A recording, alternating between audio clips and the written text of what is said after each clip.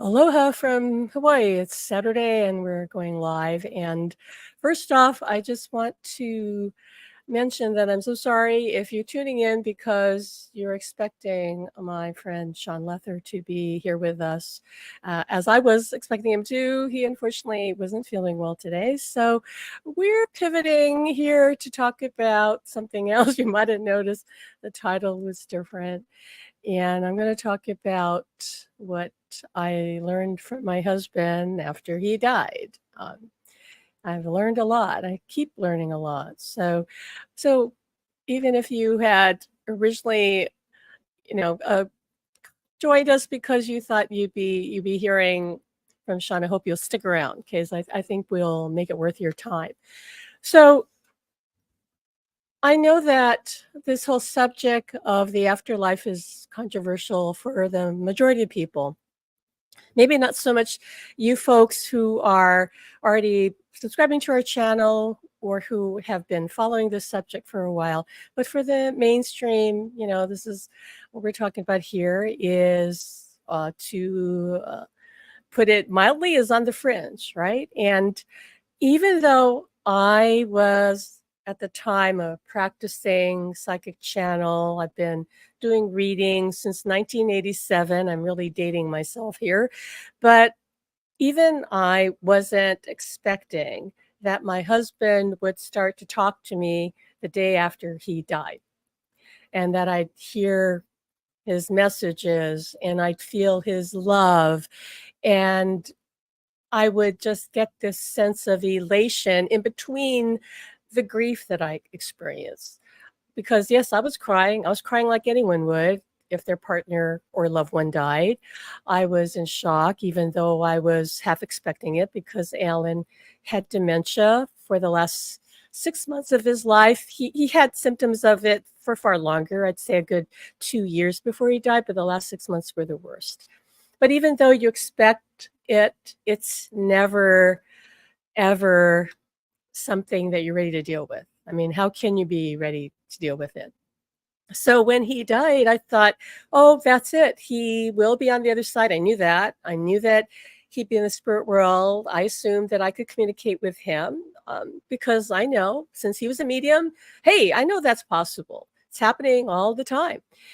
But what I didn't know was that he was returning to me to stay. That no, he wasn't going to be an earthbound spirit because I mentioned this to you because mediums will, and a lot of them will jump to that conclusion and say, oh, well, if you're having contact, that means he hasn't crossed over. And I'm not going to say that there aren't some spirits that are truly earthbound. I just know that my husband is one of them. And I know that he's saying to me, many of them are not earthbound. Like I'm not going to say all of them, there's no such thing, but most of them are not earthbound. And the way you can tell is if they're truly earthbound, quite often there's a heavier, denser energy with them because they haven't transitioned, they haven't had their life review, they haven't been healed by the light. They're just, they haven't processed, so they're still in their ego. And most of them, not all of them, because there are always exceptions, most of them are going to be a bit troubled, depending how they passed. If they took their life, they could definitely be in a state of shock and confusion. And if someone, like in the case of one person I know, her husband was murdered, and that's how he became earthbound because he had a lot of feelings of revenge and anger, and he didn't want to let go of the earth plane for that reason.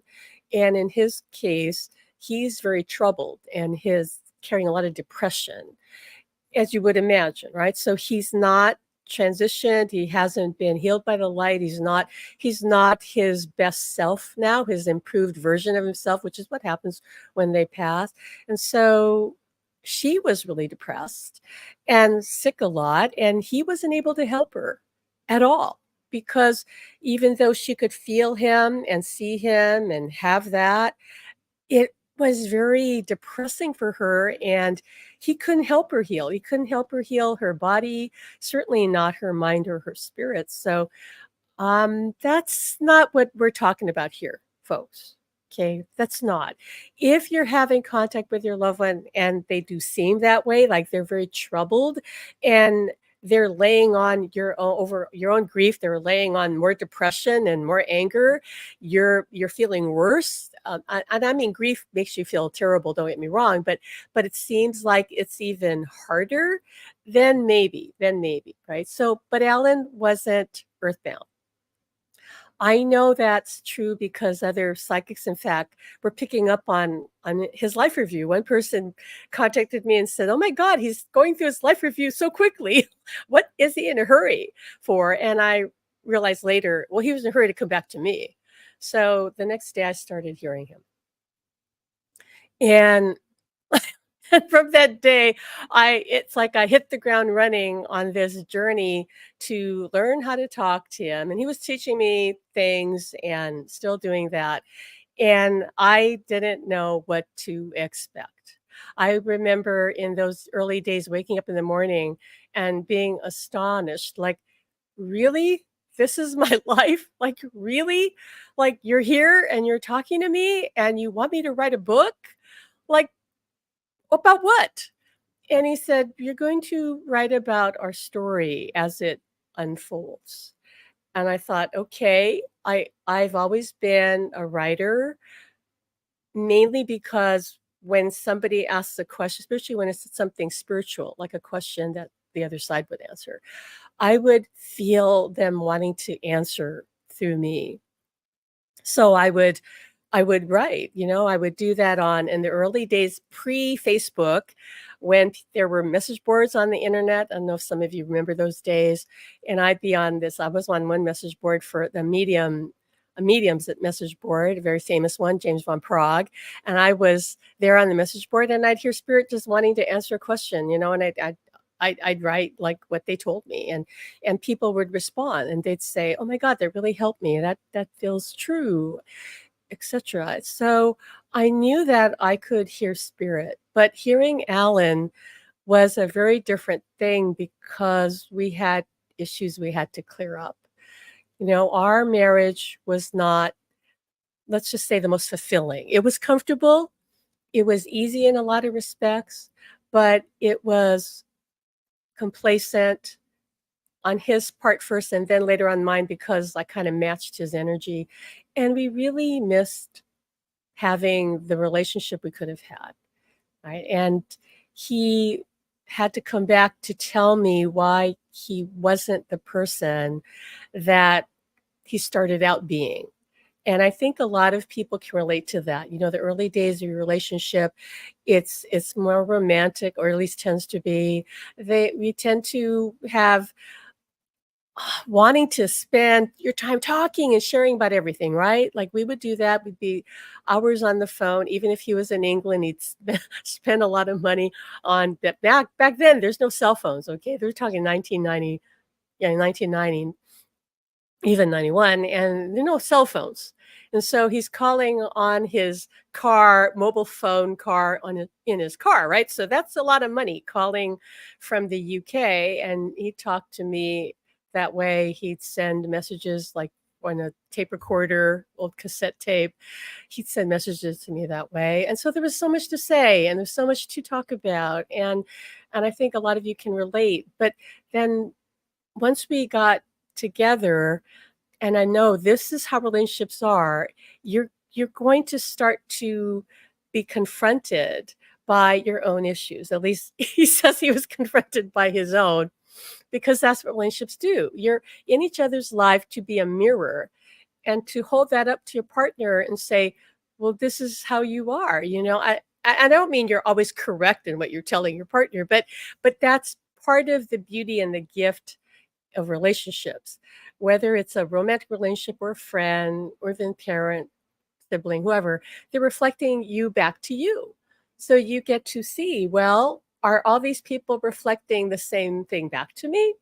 Is there a theme here? Like they're all saying, "I'm this way, maybe I need to look at it."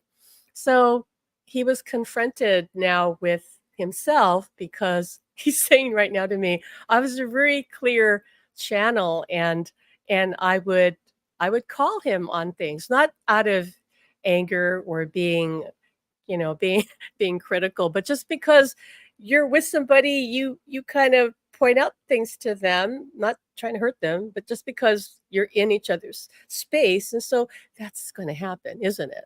And I know you guys know what I'm talking about.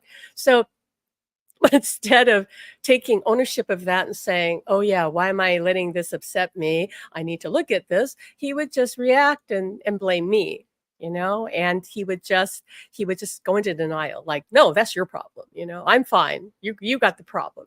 So typical, right? And I say that laughing because that's just how it is. We came here to have those relationships, have those experiences. So Alan missed the mark, and in his words, not mine, he said, "I failed you. I failed you. I wasn't the person that I truly was. I went to sleep. I disassociated not only from you, but from life itself. As years went by, he became more and more, I was say depressed, not clinically severely, but he was dissociated, not connecting to other people unless what they said he could immediately identify personally with, right? So if you if you had met him and you said, "Oh, I ran a shoe factory," he would have said, "Oh, yeah, me too. I ran a shoe factory." Clark Shoes in England. I know many of our British friends will recognize that name, and he'd go on about his work as his days as an entrepreneur. Okay, but if you talked about anything unrelated to him personally, his eyes would glaze over. He wasn't curious. He wasn't present.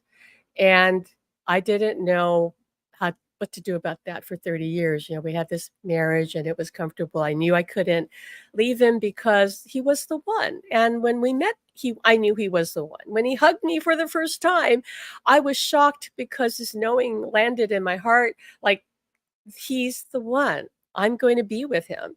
And I thought, how's that going to happen? He lives in England. He's traveling with a woman who I could tell psychically was really wanting him.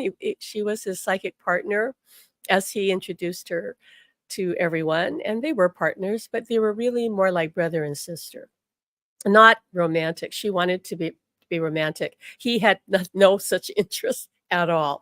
But I could pick up this bond and this attachment to him, and I thought, well, I don't have a chance. I'm living in Hawaii. I just met you, Alan. You're here in Hawaii with me for only a few weeks, and you're going to go back to England, and that's the end of it. But he said to me later, he knew within 2 days that he was in love with me, and he told his friend that.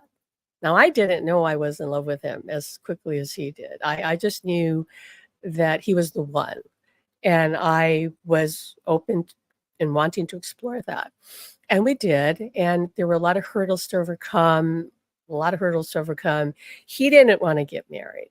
He didn't want to have more children because he already had 2 grown sons from his first marriage, and that marriage had kind of been I don't wanna say put upon him because, of course, he had free will, free choice, but what had happened was, his partner, his girlfriend at the time got pregnant, and I know they got along and there was affection there, but that wouldn't have been his choice to get married and raise a family, but he did the right thing, and of course, that was what he was meant to do. There are no accidents. He was meant to get married and have children and raise a family and all of those things. That was the first half of his life, so he did that. But when he met me, he was fancy free. He had gotten out of his marriage. He'd been divorced, I'd say about 2 he's saying about 3 years, and he was traveling the world as a psychic, gaining notoriety for that, being kind of wined and dined by wealthy people in Hong Kong, Japan, even Australia, I mean, all over the world, and he and his psychic partner had plans to do more traveling and just keep doing that, and he was having a great time. So here he meets me, falls in love with me within 2 days, and he and he's even telling me now, he's saying like, "Oh, crap. I don't wanna do this." His physical conscious mind was like, "This is not what we wanted. We want freedom. We wanna do our own thing." And his heart saying, "But I love her. And look, she's spiritual. And look, she lives in a paradise. And look, I could have this new life, you know? But he didn't want a kid. And so when I got pregnant by accident, and again, no accidents, right? Got pregnant, he said, "Well, are you going to have an abortion, Pam? Because you told me you didn't care if you had children or not. You told me that you were indifferent to the idea and that if you happened to accidentally got pregnant, that you'd have an abortion," which at the time I truly crossed my heart. That's how I felt, because I know there's no death. And I've had friends who've had abortions. I don't judge anybody. And I said at the time, yeah, that's fine. I don't want to have a family. I don't want to trap you in a marriage. I don't want any of that. I just want to be with you. I don't care where we are, where we go. I just want to be with you. But when I got pregnant and I knew, like I knew when I hugged Alan that he was the one, I knew I to have this child. This child is the reason he and I are together. Yes, the relationship too, don't get me wrong, but that I knew that if I didn't have our son, that I would regret it for the rest of my life. I knew that would actually destroy our marriage if we got married or a relationship. And I knew that. I knew that in an instant as soon as I realized I was pregnant. So I told him that. And like a lot of men would have reacted, he said, "Well, you're just trying to trap me," because he felt his first marriage was a bit of a trap. And I could understand that. I'm not saying it was, I'm just saying from his perspective, it was like the past was playing out again. I'm being saddled with a relationship, with a marriage, with a family again. I don't want that. I want to become the great psychic that I know I can be. I want to be free and I want to go around the world and be, revered or have people just flock to me and all that. The ego was really big. That was happening with him. And I understood that. I wasn't judging that. I could see, like, of course, that's what you want. And I wanted him to have that if that's what he really wanted, but I knew I had to have this child. So we got married in the end. He was rather reluctant with it. That's why it wasn't a romantic proposal or any of that. And when he finally accepted that the baby that was coming, and he got excited about it. He finally got excited about it. And he said, "Well, maybe it will be a girl." I always wanted a girl. He always wanted a little girl to dote on. And he having two sons and at the time, two grandkids who were all boys. He said he wanted a little girl. And so he really hoped for that. But in the end, that wasn't what happened. Although everybody around us was saying, "Oh, yeah, it's going to be a girl. I pick up a feminine energy. It's going to be a girl." And it wasn't until my grandmother, who was in spirit at that time, came through to Alan when I was taking him on a tour of the the memorial park where she's buried. And I wanted my grandmother in spirit to meet him, right? Of course, I didn't have to take him there, but I decided to take him to the memorial park, and we got to the place, and I was looking for her her grave. And I've been there many times, so I thought I knew where it was. And I kept getting turned around. I kept feeling like I couldn't find it. I was lost wandering around. And he was there with me. He wanted to meet her. And at one point, he stopped and I kept walking. And I looked back to him and said, "What's going on?" He goes, your grandma's talking to me." He says, she's saying, "I'm over here." And he walks right to her grave, which I had been circling all around. He walks right to it, and he hears my grandmother say, "Stop driving so fast," because he's from the UK where they drive like maniacs on the motorway, and he was driving like that in Hawaii.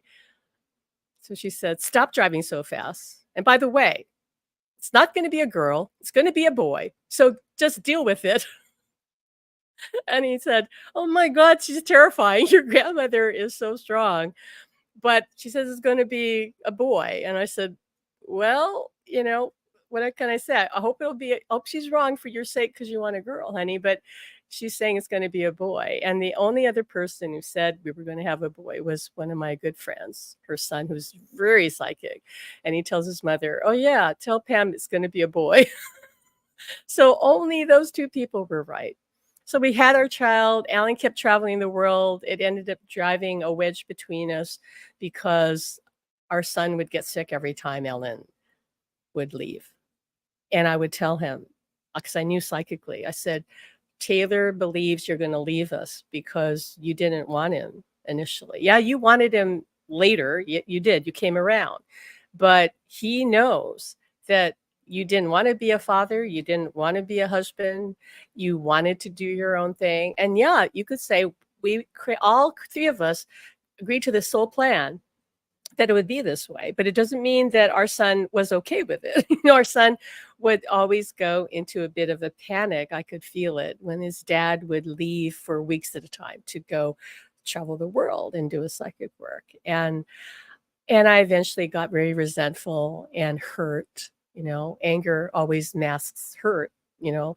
It's you get angry, but really you're hurt. You're in suffering inside. So I just internalized it. I just shut down and he shut down too. I didn't know it. He just shut down. And that's what really was behind his depression. I thought it was because he grew up during World War II with bombs falling around him in London. I thought that was why he was depressed, but that was part of it. He said to me later, that was part of it, that there was a sadness with him for sure, as there is or was with a lot of people who grew up during the war, because to be surrounded and by grief of people losing their loved ones and not knowing if you're going to survive, and with him having a father who worked at the London docks that were being bombed daily, he always was in fear of losing his father. So he grew up with a cloud of that grief with him, but that wasn't really what dissociated him. It was his guilt about leaving me and Taylor, and but yet enjoying his time away. So it was that the conflict. And and I really want to point that out because I think this is such a common theme in our world, our modern world, where, and I'm not trying to pick on men, but believe me, I'm not. Although Alan says go right ahead. Just go right ahead. The men that they signed up for this. But, men are usually grasping or seeking power, money, control. The ego is really strong, right? I'm here to do something memorable. I want to leave my mark. And and they're torn. Don't get me wrong. They also want love. But when ego and power and control are so rewarded in our world, and love is not given its due, although it's what everyone really needs and what we're here for. And you can't really live a fulfilled life if you're not loved and you're not loving someone, right? If you're not experiencing love, you're just living a shallow, empty life. And many people understand that, but then don't know how to way out of it. And Alan fell prey to that, like a lot of people, mostly men, but women too. Nowadays, it can be women too, just seeking money, power, control, um, success, fame, you name it, all those things that are really the lure of the ego, like that I want to be important, which means you don't feel important. And Alan didn't feel important.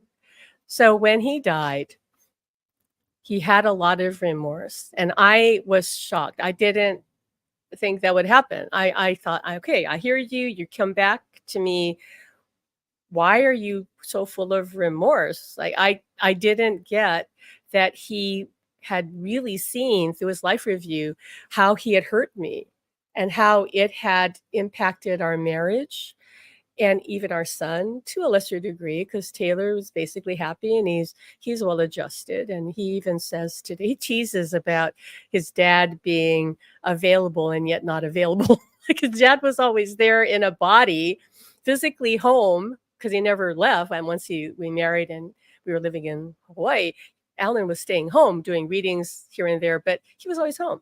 But yet he wasn't present. So it was very ironic to me that once he died, Alan was more available to both Taylor and myself than when he was in a body. And he is now. Taylor talks to him.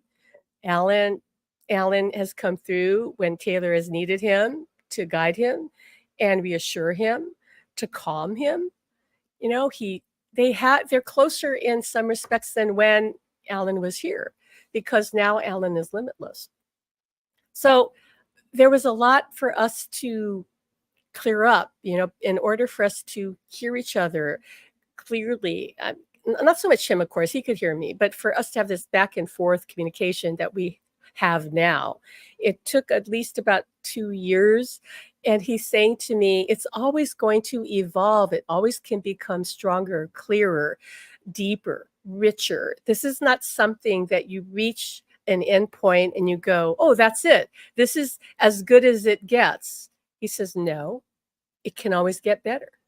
Just like you and I are always evolving. And make no mistake, they're evolving and growing on the other side. And these relationships through the veil help them to evolve and grow. And he's saying he wants people to understand that, because by you interacting with whoever it is on the other side, whether it's your mother, whether it's your partner, whether it's your best friend, it doesn't matter. Okay. If you're interacting, if you're letting them love you unconditionally and you're opening your heart to love them and yourself. Okay. I want to make it clear, you have to love yourself too. Not enough that you love them so much if you're not loving yourself equal. Okay. Equal.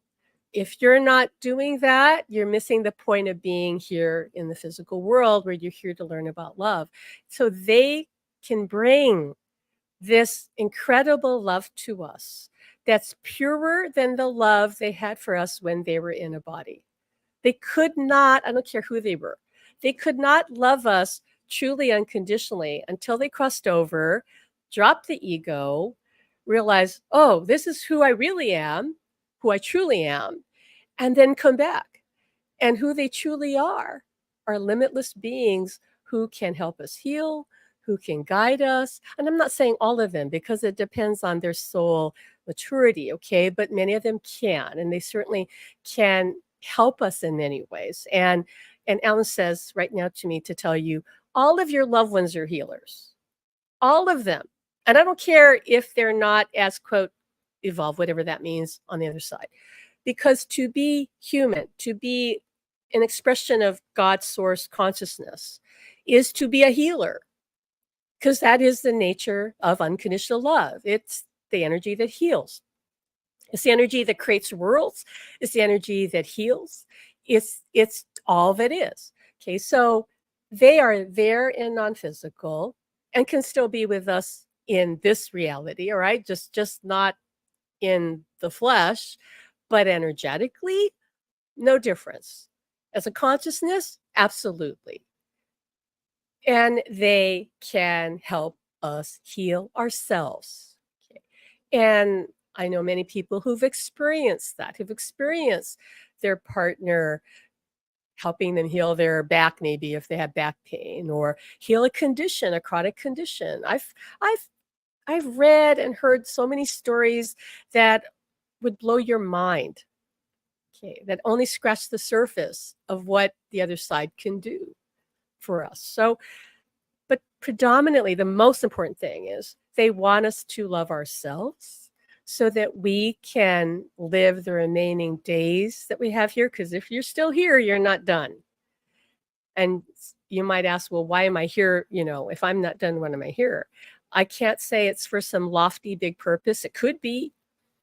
But if you're here for the awakening of the planet, which is basically that immense light is coming from source that's raising the consciousness of humanity. And not everybody's going to open up. Not everybody's going to wake up to understand that they're a spirit living in a physical body, but many people will. And you may be here to simply hold the state of this love for yourself, for your family. And do not underestimate the impact, the power of that, because most people are not doing that. So if you only did that one thing, if all you did was truly loved yourself unconditionally and others, and of course your loved one on the other side, if you did that one thing, do you know how life-altering that is? You have no idea the impact that your energy has on the world when you are at this higher vibration, when you hold that. even when you have your days when you seem to lose track of that and you go into fear, you go into, your human emotion. That's okay. You're allowed that. You're here to have experience the contrast of the physical world. That's okay. But the minute you rise up again, the minute you hold that high vibrational state, you help others do the same. Because here is what I know to be true and what Alan really taught me. There's only one of us. We're all one soul. We're all God's source. We're all the oneness.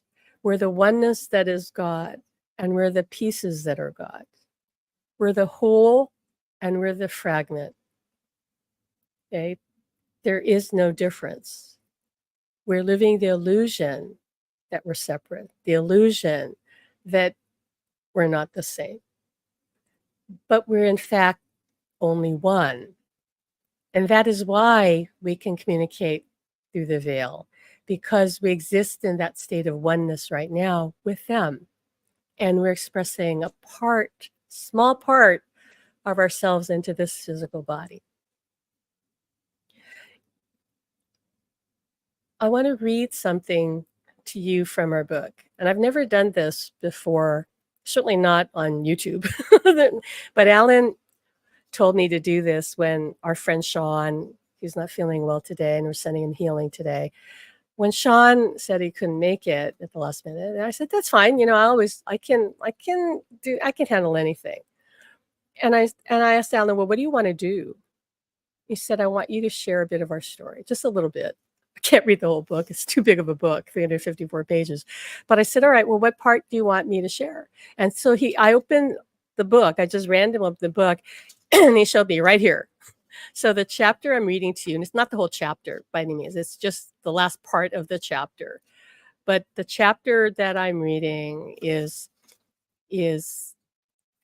Happy Rebirth Day, because he died. This is in the early part of the book. So I want to read that to you right now. Okay, so bear with me here.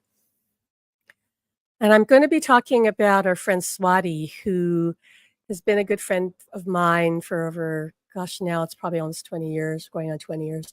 But she was in contact with Alan while he was sick, while he was still in a body and had dementia and couldn't really communicate. She was talking to him. I didn't know that at the time. She told me later. So let me read that part, okay? Being profoundly psychic, Swati had been checking on Alan since learning of his dementia, connecting with him on a soul level to ask why he wasn't healing himself, because she knew that he had the power to do so.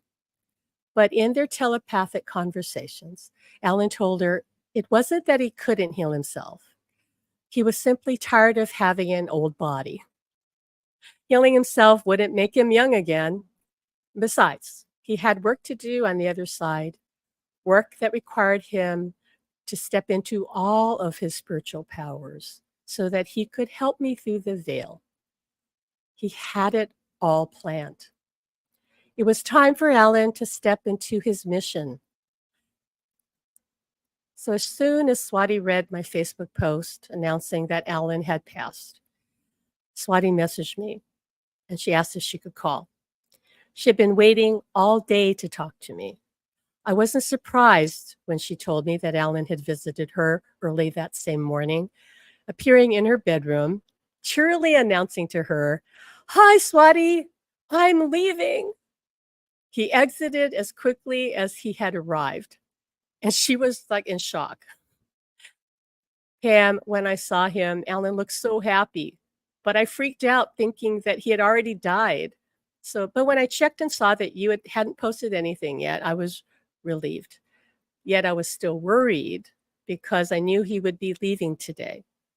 When you finally posted, I had to let you know that he was happy and ready to go. Not that he wanted to leave you, no, but Alan had suffered enough. Besides, he had already visited heaven, since souls can take a tour before they die. While he didn't want to leave you, he was ecstatic to be going home. Oh my God, Swati, now I understand why I felt so happy today. It made no sense to me, but I was almost euphoric. I thought I was cracking up. Just before noon, I had a feeling of pure joy come over me when I drove into the city to get a haircut. Due to the lockdown, my local hair salon had just reopened in the shopping center near Waikiki. So, in desperate need of a trim, I welcomed the brief respite from caregiving while Taylor sat with his father. It was a perfect blue sky day in paradise when I was flooded with joy as I strolled out of the hair salon. I was bewildered. What was there for me to be happy about? Still, the feeling of bliss stayed with me the rest of the day until Alan died. As Swati now spoke, I realized Alan had been with me that day in the salon. The happiness I'd felt was his. I'd felt his excitement that he would soon be released from the bondage of his ailing brain and body. No wonder he was turning somersaults of joy. He was going to be free at last. Once he reemerged into the non physical world, he'd be restored to perfect health and wholeness. Alan would be more alive than he had ever been. Alan had planned everything down to the minute. He made his exit just after 8 p.m., which left enough time for Taylor to join me before the hospice nurse arrived to record his death officially. Had he passed away any later, the nurse might have come too late and pronounced the time of death the next day instead of on his birthday. The nurse arrived at 10:30 p.m., and within another hour, his body was taken to the mortuary to be prepared for cremation. A realization hit me. Alan died on his birthday to show that it had been his choice to leave when he did. He wouldn't have wanted me to mourn the day that he died, but to celebrate the day that he was reborn. For that was the truth. Death is a rebirth. There is no end for us, just a series of revolving doors of exits and entrances that stretch to eternity. When I woke up the next morning, I didn't have any time to wallow in grief before Swati told me that Alan had paid her another visit. Only this time, when he showed up, he was laughing and beaming, looking decades younger than when she saw him the day before. Oh my God, Pam, Alan looks like he's in his late 40s. He's wearing a light blue polo shirt. He looks super happy, young, and oh my God, he's so handsome. I pulled out my phone and scrolled through my photos until I found one of Alan looking relaxed and grinning straight at the camera, wearing a powder blue polo shirt, and I sent the photo to Swati. Yes, that's the shirt. That's him exactly. Do you know that the two of you aren't finished? He says you have a soul contract to continue your relationship. Alan says he'll explain it to you soon. Here I've been sad and worried about you, but I feel better knowing that he's finished his life review and is staying. Alan's going to give you all the love he never could before. He can do that because finally he's become the real Alan without his stubborn, insecure ego. You will still need to grieve, of course, but Alan says he will always be with you. Your real relationship is just beginning. I didn't know what to say to Swati. It was a lot to take in. Had our marriage failed because of his ego and mine? The human ego is the bane of every relationship, so that made sense. But had Alan really changed? How would we do this with him there in the afterlife and me here? I could probably channel his messages through writing, since this was one of the ways I work with spirit. I guess that we could start there. Later that same day, another psychic medium friend of ours told me that Alan had visited her as well. She said he was glowing and looking younger than when she had met him. And like Swati, she said Alan appeared to be in his late 40s. Pam, I need you to know that when I last saw the two of you, Alan told me then how much he loved you. My heart leapt upon hearing that, but sank again when I remembered how Alan had never praised me or spoke about his feelings for me when others were around. Throughout our marriage, he would mouth the words, I love you to me, but rarely expressed his love in any heartfelt gestures. I came to think that for him, love was just a word offered to appease me, which made no sense to me since I had once felt the depth of his love. Love flowed easily between us in the beginning and then slowed to a trickle with each passing year. Where did our love go? Why did our relationship fail to blossom into the glorious love affair that we had yearned for? I learned to hide my heart to protect myself from Alan's complacency. And though I treated him with loving care, I turned the heat down on my emotions to match his cool indifference. It didn't matter who switched off their feelings first or why. We were both to blame for letting our love go to sleep. And as these sad memories circled in my mind, I suddenly felt Alan's presence. Where was this going to go? Was Alan only here to help me through my grief before he moved on to loftier adventures on the other side? Didn't he have other things to do now that he was in heaven? I had lots of questions, but my heart and my mind were on overload. Still, one question stood out. What does he want? And all at once, Alan's words flowed into my mind. My darling, I want to give you the love I couldn't give you before, if you let me. So I want to leave you with that. That's what he wanted me to share with you and to say that for many of them, they feel a similar way. They know that in some way, not all of them, of course, but many of them, they know that they dropped the ball. They know that they didn't give all of the love that they could have given. And of course, I think you and I would say we did the same. Some of us right that we weren't perfect, that we made mistakes, that we had our fears, our doubts that got in the way. You know, we came here to live these perfectly imperfect lives, to grow and learn from. And we had to forget our divinity. We had to forget that we are source, that we are eternal beings in order to live this illusion and to have the contrast. But from the other side, some of them want to make amends. And if not to make amends, to just continue the joy. Because not every soul, not every spirit has to apologize. You know, not there. Some of them are doing fine, right? They lived happily with us, and they don't have as many regrets as Alan did or that others did. It doesn't matter whether they have regrets or remorse or not.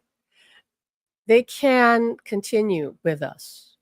We're the ones that have to be open to it. We're the ones that have to work through our limiting beliefs, our doubts, our fears, our distrust. You know, we've been programmed with that.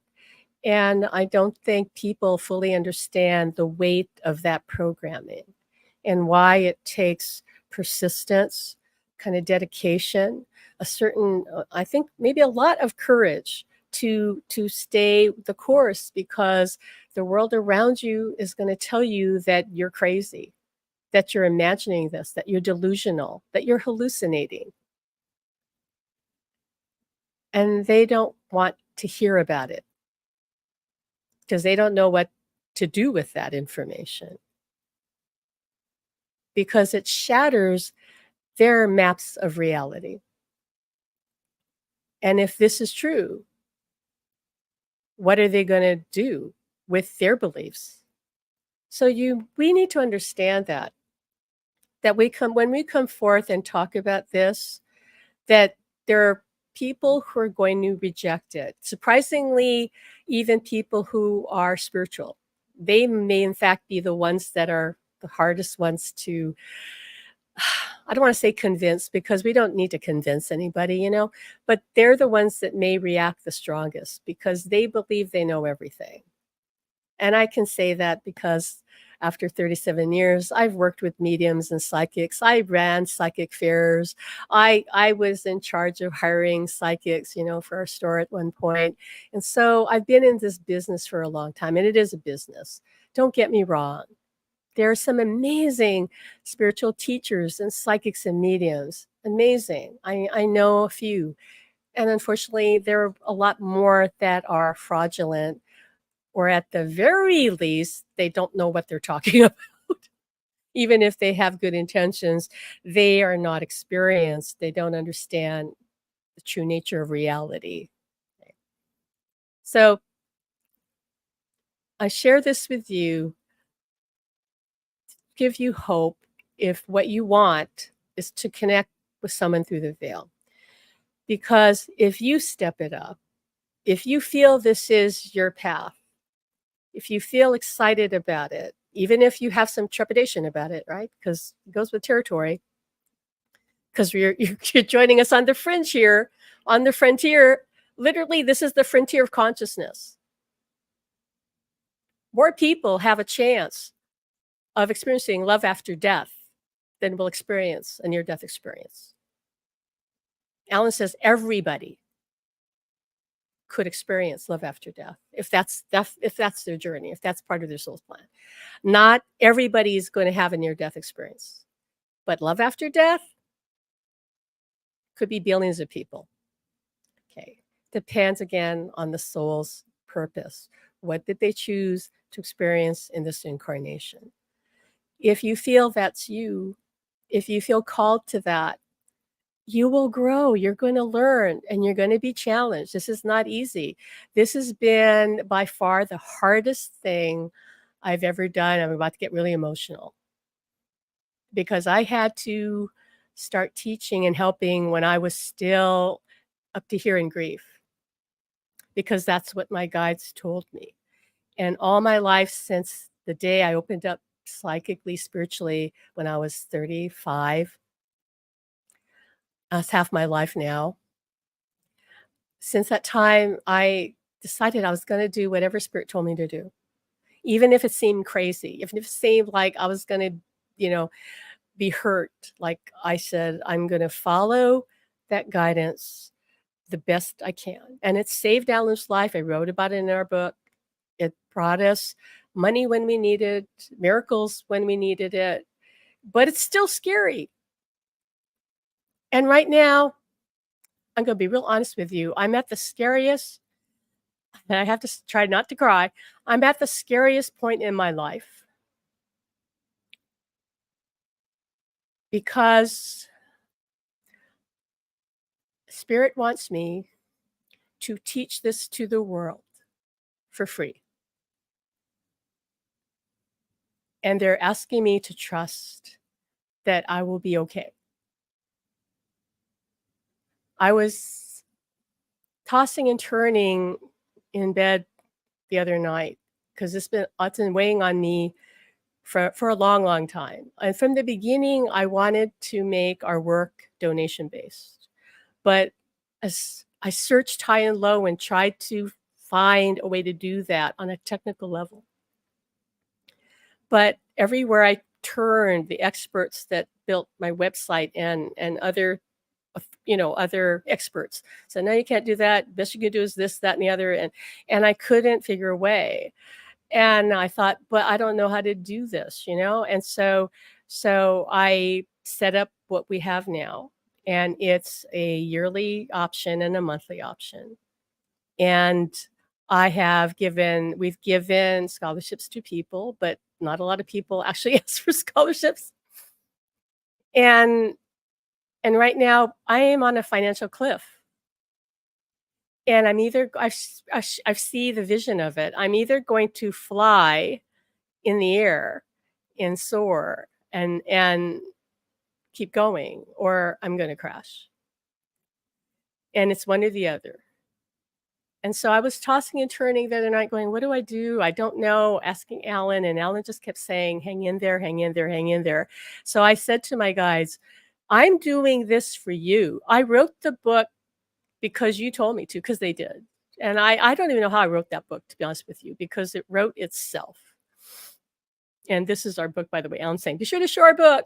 All right. Supernatural Love. That's our book. Right. So, but I'm not here to plug the book. Although if you buy it, that's great. But I said, "I wrote the book because you told me to write the book," and Alan, of course, but he said, "They told us to write the book." And I put about $30,000 into publishing that book. They said, "You cannot go with a publisher because they will take the rights to your book and you will not own it anymore. You can't make that happen." So I had to put all my savings into that, um, everything into that, and just trust. So when I was trying to figure out what do I do now, I woke up the other morning with this clear vision of me talking to you like I'm talking to you now. And they said, "Just tell your story. You need to tell people that this is a revolution. And if they want to be part of it, invite them to join the revolution.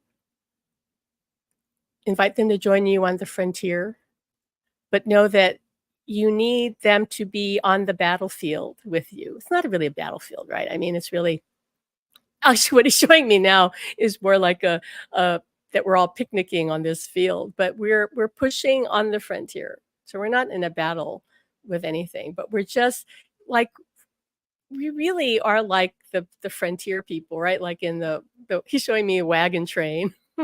We are pushing through and discovering what's possible. And to my astonishment, what I've discovered through people in our academy is that anything is possible, that you can see them like physically, that they can touch you physically, that you can certainly hear them. I hear Alan, that you can feel their love, that you can go through this transformation that you never thought was possible, that you can discover who you really are. And yeah, it's hard. I'm not trying to paint you a rosy picture. Like you sign up for this and okay, skipping down the yellow brick road. Like, no. Just like Dorothy on that yellow brick road, she had to come up with all kinds of obstacles, didn't she? It's not easy. But if you feel called to this, chances are that's what your soul planned for you, as tough as it is. I know it's what my soul planned for me because I can't stop doing this. But the other night I told Spirit, I said, I did this to them before in the early days. One point I said, "Screw this. I don't want to do this psychic stuff. This is insane. I just want to go back to being a happy waitress in the restaurant where I was happily working for years." I said, "I'm happy with my little old job. I don't want to be a psychic or a channel. Like, screw this." And I said that because somebody that I loved at the time was afraid of what I was getting into, and I didn't want to lose him. And so what Spirit did for me when I put my head on the pillow that night, they gave me an out of body experience. And later I said, "Damn it." They knew exactly how to bring me back to say, "Pam, this is what you signed up to do." Because they gave me an out of body experience. I felt myself lift out of my body. I floated down the hallway from my bedroom into the living room. I saw my cat below me who meowed, looked up at me and meowed, and I sailed through the door up above my house, and off I went. And when I woke up, it only maybe 5 minutes had passed. And I said, "Okay, I'm in." So the other night when I said to them, "I'm going to find a job. I want to go back to having a simple life. This is too hard. I quit. I want to quit. I'm tired of this." It's hard. It's hard because I talk to so many of the people in our academy and clients who say, "I wouldn't be here if it wasn't for you. I was thinking of leaving this world until I read your book. I thought I was going crazy till I read your story." And so I vacillate between I want to quit, go work at Starbucks, wash dishes, I don't care. Part of me would be happy as can be just living a mundane life, getting up in the morning, going to work, and just dealing with the bare, essentials and cutting back on everything and letting go of everything and declaring bankruptcy and all that and saying, "Okay, I don't care. Like, I know I'll survive. I have no doubt of that." But when I think about that, I break down because I said, "I will have failed my mission." I know that. I know that if I do that, when I cross over, I'll be kicking myself. I'll be saying, "You didn't do what you signed up to do." And so I redoubled my effort because they said, tell everybody, tell them to join you in this mission because it is not just my mission is what they told me. It's the mission of every person who wants to connect with somebody they love who's in spirit. That's it. He says they said to me, "You're just leading the charge." And I know that I'm not, it's not all about me. I know that. I don't want it to be all about me. I'm ready. I would like to turn the baton over to somebody else. Like, here, you go lead the charge. I was always trying to find a way to be more behind the scenes and supporting somebody in front. I didn't want to be leading this revolution. And yet here I am. And when Spirit said, "We want you to go on YouTube to teach," I said, "I don't want to do that. I don't want to do that." And they said, "You're going to have to." And then I find out Facebook is changing its plan now, and you won't be able to live stream into your group anyway, which is what I was doing. I was, well, happy teaching in my own little pond in my little Facebook group to people that had been vetted, who love me. I felt safe and secure because I knew when I started this journey, because Swati had told me and Spirit had told me, they go, "If you really are out there, you're going to be attacked." And they said, "You're going to be attacked by the people that you would not expect to attack you. The spiritual community who will be indifferent to you because they don't believe in what you're doing. They think it's wrong. They've been told that it's maybe even evil or impossible or what have you. And even mediums because they don't want people to go direct.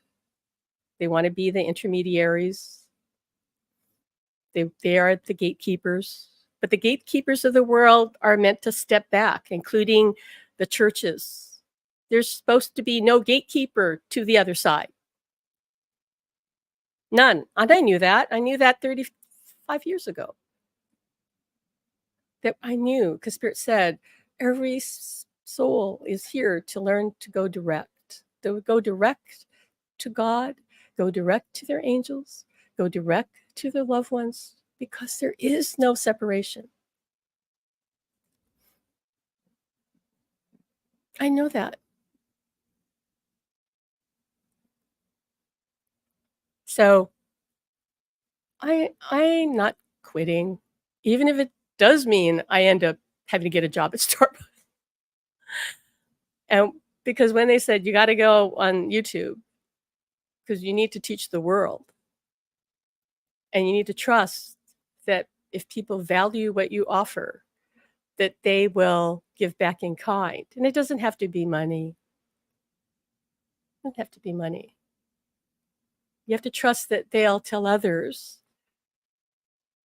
because this is how the revolution becomes a new reality. What first people dismiss and call crazy, what we're doing, and all of us call us crazy, right? Eventually becomes accepted and becomes the new normal.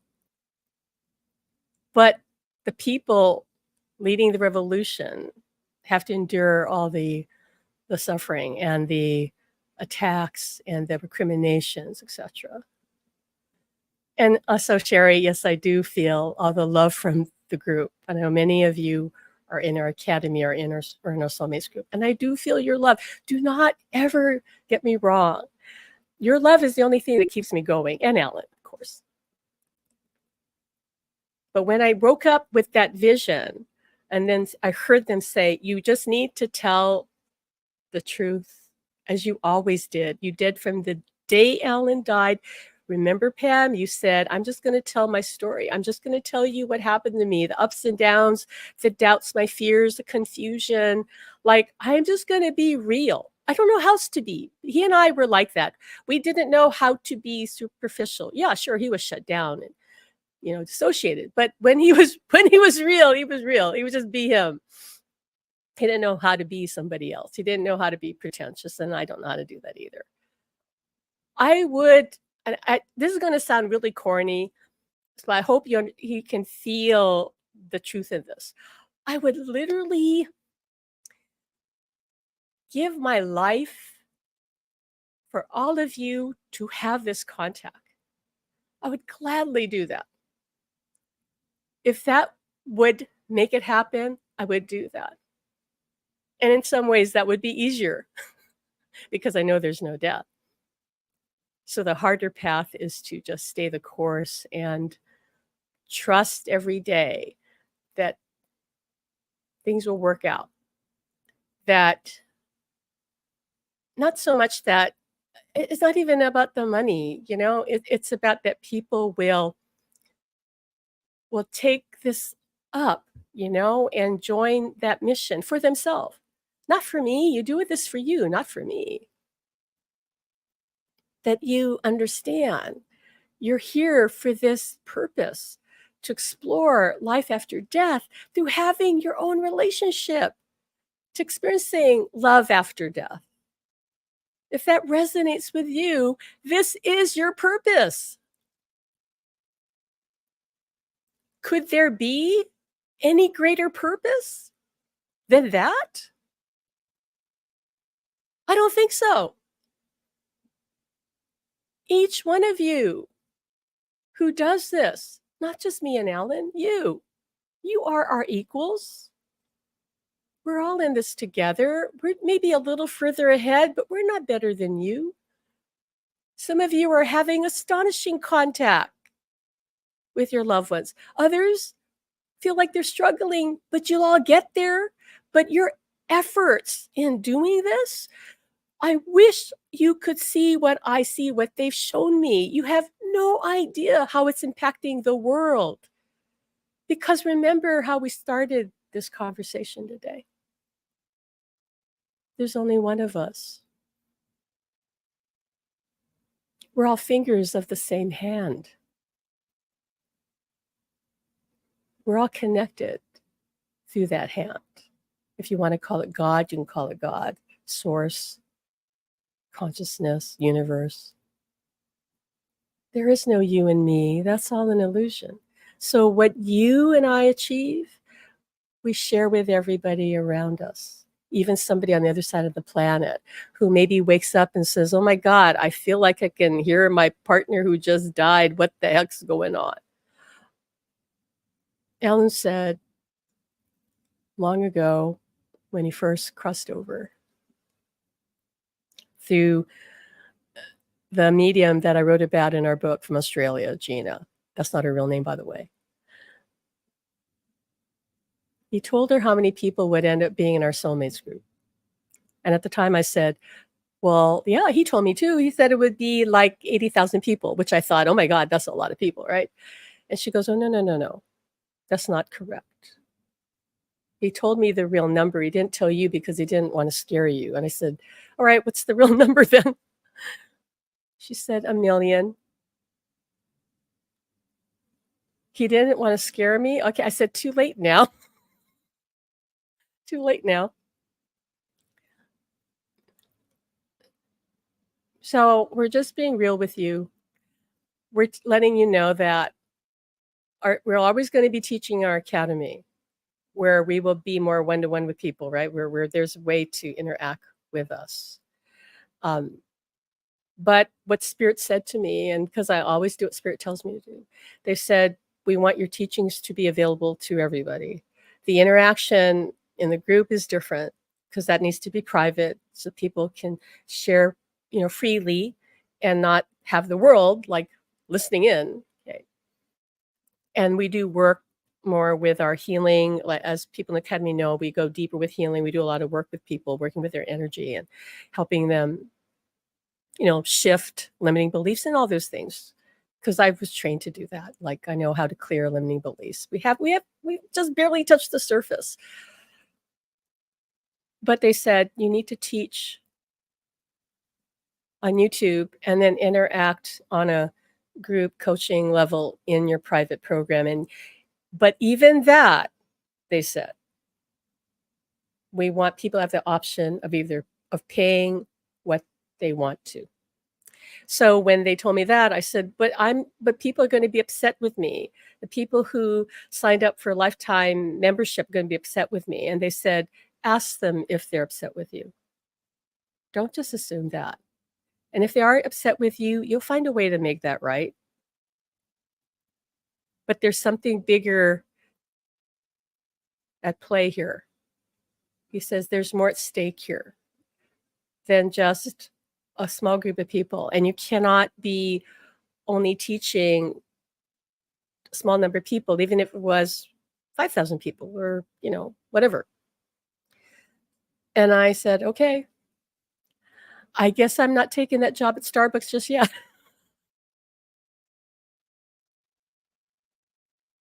Yeah, Danny, you really ready for 1,000,000 people? Okay, well, tell me that later when the group blows up like that. So I'm doing what they told me to do. Just telling you from my heart that we're here to help you. We're here to serve. We're here to serve, and if it ends up that I declare bankruptcy, fine. I just can't go on public assistance because then I can't work at all. That's the only thing. Um, I already sold my second car. I've sold a lot of stuff. Just like I don't need much, but the business costs a lot of money to run. And to grow it to the next level will cost even more money to run. So I said to them, I can't do this. I can't do this. And they said, then at least tell everybody where you're at so that if you do end up disappearing one day, they'll go, well, she did tell us. They said, just give them fair warning. And I go, yeah, I guess so. That wouldn't be right to just all of a sudden disappear. Talk about ghosting you, right? Like ghosting you. Like, I'm not going to do that.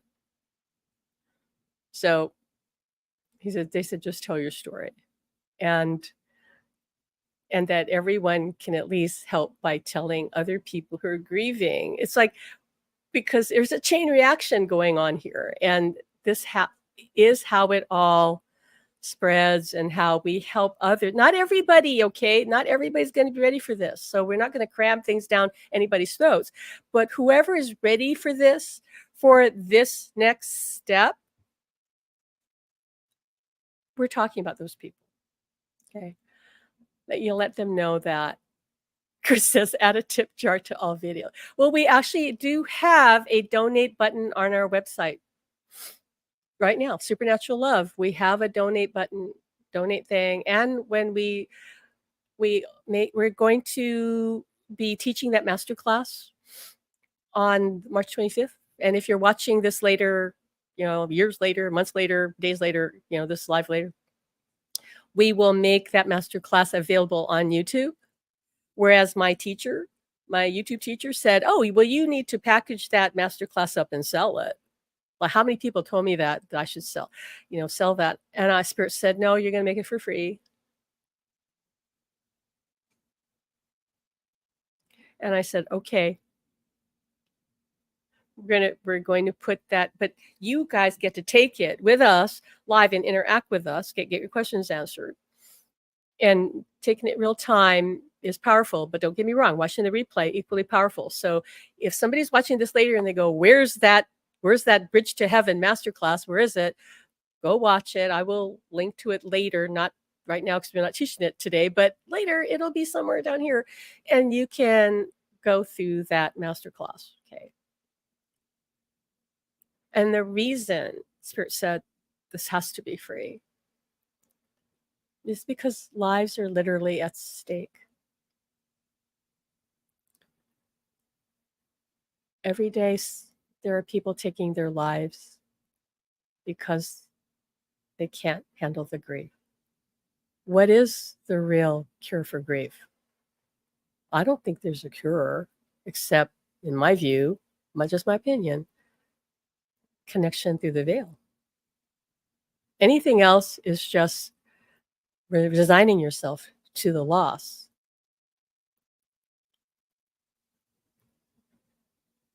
That's it. That's the best you can do. Like, okay, accept that they're not here.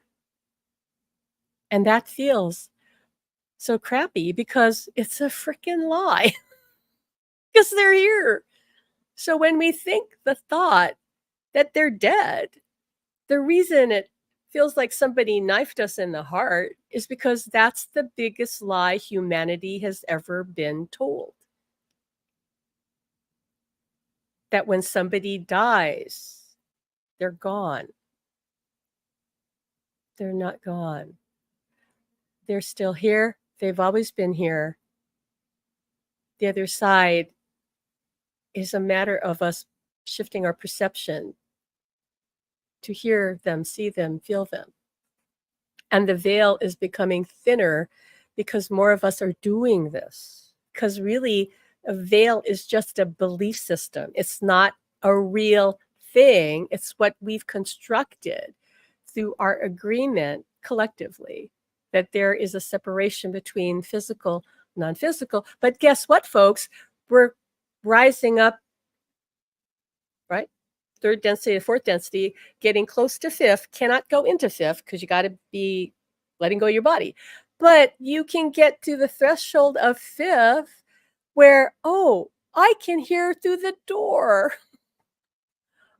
And they can even reach through because they have to lower their vibration a bit. We have to raise our vibration and meet them. You can meet them on what I call the bridge to heaven. You could call it the threshold to the other side. To me, same thing. There is a meeting point requiring you to raise your consciousness, requiring them to lower their vibration. You can live on that bridge to heaven. And at another time, we'll talk about what that's like because it takes a little getting used to living on that bridge to heaven. That's a subject for another day, another live.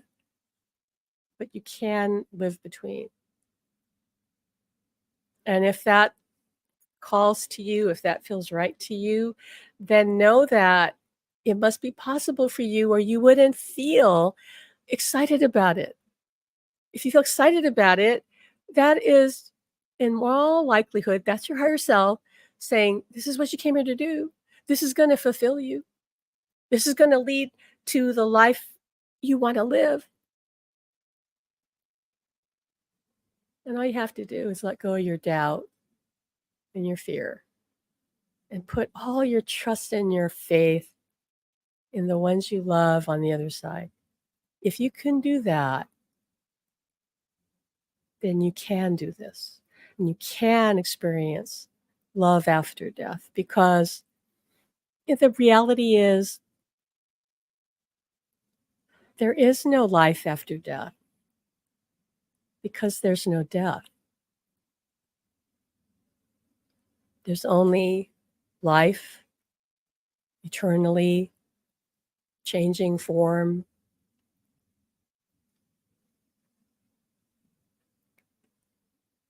Okay. So I'm reading all of your comments here. Chris says, I'm alive today because of you. I know. Thank you so much. So many of you have told me that. And you guys are so sweet. You guys in my academy, especially because when I got sick, well, I wasn't really sick, but I wasn't feeling well the other day and had to cancel, our session. And so many of you, posted that you take care of yourself. We need you.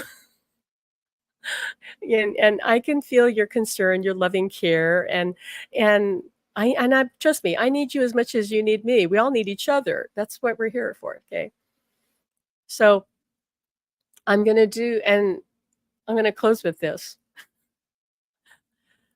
My guides reminded me. They said, "Do you remember when you first opened up to us in the early days, and you had to leave your job because you couldn't work anymore. I was so out of it, so psychically, like, blown wide open that I couldn't handle talking to people at work who thought I was a witch because I knew things and saw things, and things were happening around me that were literally miracles were happening around me, and they all thought I was crazy, and I couldn't go back to work. I was too open emotionally. So I didn't have a job anymore. I was living in a house, my parents' house, thankfully, but I was supposed to pay rent to my parents, and I had roommates. They were chipping in rent, but I had to pay my rent. And I didn't know what to do, couldn't work anymore. I knew I couldn't get another job. I mean, I was just in no shape to get a job.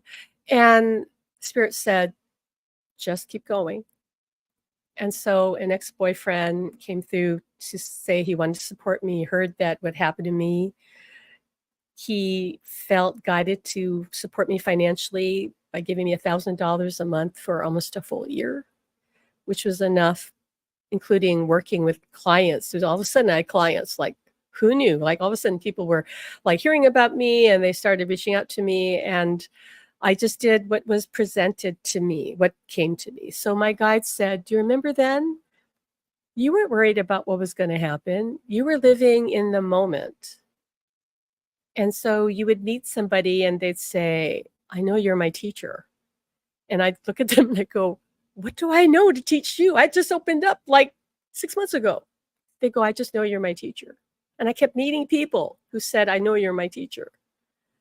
And I would just channel, I would bring through what they needed to know. They'd ask a question, I'd bring through the answer. And that's always been that way. And Spirit said, you remember? That was agreement. When the question's asked, if we know the answer, we're going to give you the answer. So they said you were living in the moment and you were happy because you weren't thinking about the future. Were you? And I said, no. They go, then don't do that now. They said, you know how many times you and Alan were financially close on a cliff, similar to what you are now? And then something happened or somebody helped you or something, all these little things. And I said, oh, yeah. And they said, you don't even know how the two of you survived financially for 30 years of your marriage. And I go, no, I don't. They said, you never worried about it. He worried about it. Alan worried about it, but you didn't worry about it. He said, don't change now. Whatever happens, you will be okay. You just stay the course. You do what you have to do. If you have to get a job, get a job. You have to do whatever you got to do what you got to do. But you have to stay the course. And I realized, all right, I'll let go of my fear. And it's hard. It's hard because I have no safety net at all. And now Anne's showing me us flying on a trapeze. He goes, I have no safety net at all. And I'm just going to have to trust the universe and others and pray that the miracle will come. And now I hear them say, and you cannot be destroyed. You can't really be hurt.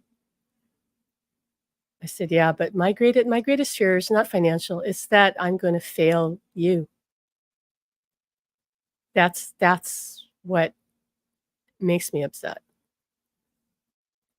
I don't want to let anybody down. And if I have to pull back and work or do whatever, I may have to do that. Like, I may not have a choice for that. And then, so I hear Spirit saying, and now you're telling everybody so that they won't be upset should you have to do that. And that's the best you can do. So I've kept you on here long enough. And thank you so much, all of you, sharing how much the Academy has helped you, how much Alan's helped you, and I've helped you. It does keep me going, trust me. And I do shed a tear a bit when people that I know, a few people have just given up and walked away from the Academy. And Alan said, he says, that's their own issue, that's their own path. Not everybody's going to stay with this. Oh, Chris, so okay, that's really sweet of you telling everybody to go over to the website and make a donation. That's fine if you guys want to do that. That's great. We appreciate it. But again, it doesn't have to be money. It's I'm not here begging for money. It's the support can come in so many ways, right? Like keeping me in your prayers or telling people about the YouTube channel. The YouTube chat, that's what Spirit said to me. If your channel grows, that will fund your work. So that's why they want me to put all my energy into that, into teaching, because where you put your attention, it grows, right?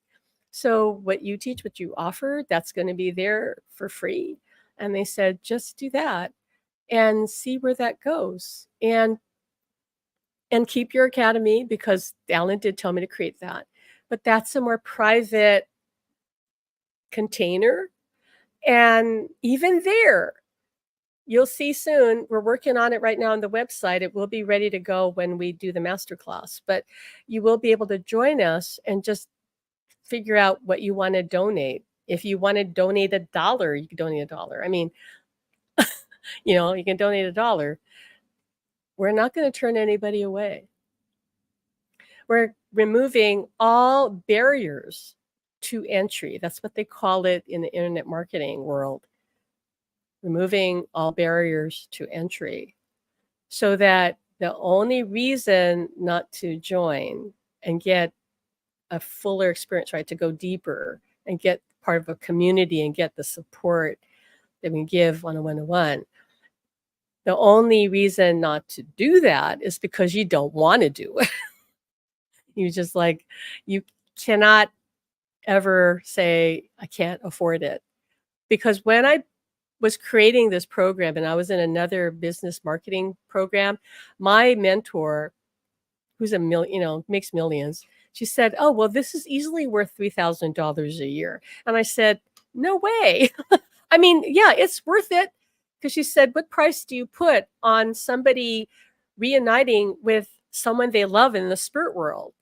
And I go, yeah, I get it. I mean, really, that should be worth thousands of dollars in truth.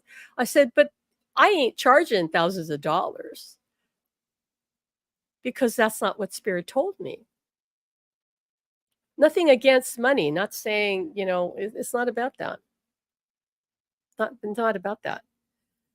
And I told her, I said, I have a different business model. There are people that we're here to save, whose lives we're here to save. It cannot be about the money. So that means instead of just taking a few select people who can pay thousands of dollars, we're going to ask for whatever, donation or whatever, and whatever people can manage to pay. But we have to go broad. And she actually, at the time, at the end of my time studying with her, she said, yeah, she's the one who said, yeah, I think you need to go on YouTube. She says, you are reaching for a wide audience. And she said, and I said, yeah, I wish I had known that before I paid for her $20,000 program. So lives matter, not money. You matter, not the money. Somehow we'll make it work.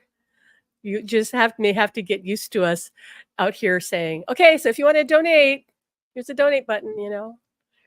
But I think you can put up with that, right? We could tolerate that, right? Because you don't have to donate. Like, nobody has to donate. Get me wrong. Nobody has to donate. But if that's all it takes, that we're going to say, here's a donate button, hit donate if you feel like it or can. And if you can't, that's okay too. I really, really mean that. I really mean that. You bless us by your participating in the Soulmates group, in the Academy, absolutely. And even here on YouTube, if we don't even know you or ever get to know you, if you have the perseverance and the courage to connect with the other side, you are going to make a huge difference on the planet, because you're awakening to your soul. And that, folks, it is what we are here for. That's it. That's it. Any other success you achieve When you cross over, you realize that's kind of almost meaningless. You came here to awaken your soul, to try to embody your soul, because you knew this was the time of awakening. And if this doesn't resonate with you, that's okay. This is not your path. But if it does, then let's go. Let's go tear down the veil. We cannot do it without you. And the world needs all of us, not just me. So, okay. All right. So we're going to get out of here now because we went way over hour and a half. And we just know that we love you. Chris says money can't hurt. Yeah. Well, we still need money in the 3D world, right? Like that's just how it is. But I like Bashar's definition of abundance, which has always rung true to me. Abundance is being able to do what you need to do when you need to do it. And I've always been abundant, if that's the definition.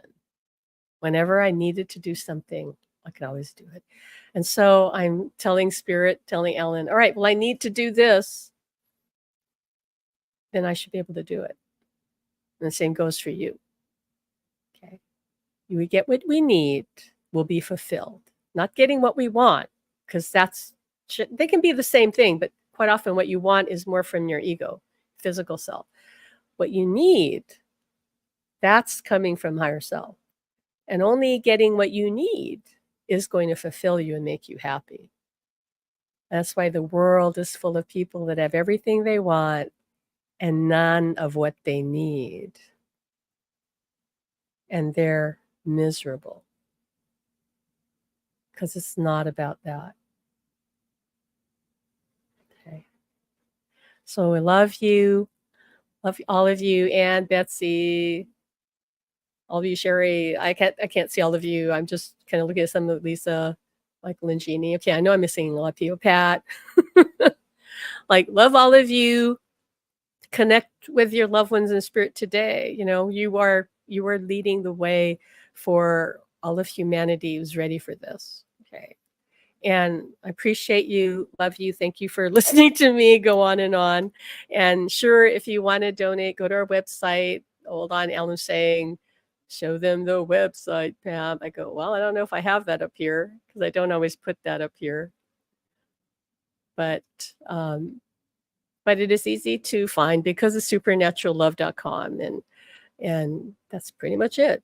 You know, just go to Supernatural. I think Danny dropped the link. Then we'll put it in the comments too. And also it's in the description of this video, by the way, like on YouTube. It's right below here. So you can't say you can't find it. It's just supernatural love 2ls.com. And if you go there, let me just see if I can show it. I think I spelled it right. So if you go there, supernaturallove.com, that's our website. That is the URL, the domain that Alan told me to buy when he crossed over. And I said, what? Are you sure it's available? And he said, go look, it is available. And it was, and we bought it. And that cost a lot of money. But you know, when you're in spirit, you don't care about money anymore. Easy for him to say, right? Okay. So we love you and appreciate you and hope to see you. Yeah, Danny. Okay, Danny's putting that. Yeah, that's supernaturallove.com. Danny's one of our amazing moderators. Yeah, just go to supernaturallove.com. And if you feel like donating, great. And if you don't, that's okay too. Truly, truly mean that. Our love and appreciation has nothing to do with money. Money. Okay. All right. That's it for us. I love you. Love you guys. And love each other, especially love your loved ones through the veil. I know you do. They can feel it. Okay, Alan's wanting to say something. Alan says, remember today, because things are going to change after this. He says, you'll see what he means in a short time. Okay, we're shifting this to the next level. And all of you who are committed to this journey, you're going to go to the next level. Okay, you are, because you're committing to this for yourself and for your loved ones in spirit, because remember, they're growing too through this. This is part of their growth. They're participating, which very few spirits on the other side get to do, because most people in a body don't believe you can, right? But you and I do. And because of that, they get to experience something that few spirits in the afterlife get to. And you need to understand the gift in that. It is the most extraordinary gift. And they are grateful beyond your imagination, because they get to grow along with us. We love you. Take care till next time. Bye bye.